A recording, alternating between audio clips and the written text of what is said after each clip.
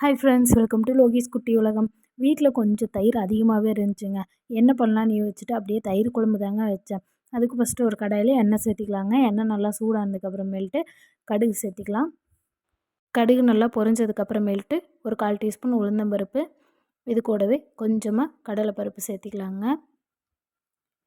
அதுக்கப்புறமேல்ட்டு சின்ன சின்னதாக வெட்டி வச்சுருந்த இஞ்சி சேர்த்திக்கலாம். பெரிய வெங்காயத்தை நல்லா பொடி பொடியாக கட் பண்ணி எடுத்துருக்குறேங்க. அதையும் சேர்த்திக்கலாம். கொஞ்சமாக கருவேப்பிலை சேர்த்திட்டு, இது கூடவே 2 பச்சை மிளகாயை நீட்டமாக அரிஞ்சு வச்சுருக்கிறேன். அதையும் சேர்த்திட்டு நல்லா வதக்கிட்டு, இது கூடவே ஒரே ஒரு தக்காளி பழம் மட்டும் சேர்த்திக்கலாங்க. தக்காளி நல்லா வதங்கினதுக்கப்புறமேல்ட்டு ஒரு 1/4 டீஸ்பூன் மஞ்சள்தூள் சேர்த்திக்கலாம். 1/2 ஸ்பூன் வரமிளகாய் தூள் சேர்த்திக்கிறேங்க. இது வீட்டிலேயே அரைச்ச வரமிளகாய் தூள் தான்.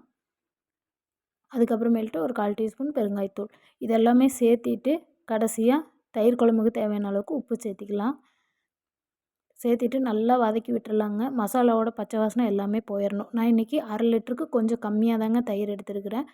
இது கூடவே நம்ம வதக்கி வச்சுருந்த வெங்காயம், தக்காளி அது எல்லாத்தையுமே சேர்த்துட்டு நல்லா கலந்து விட்டுறலாங்க.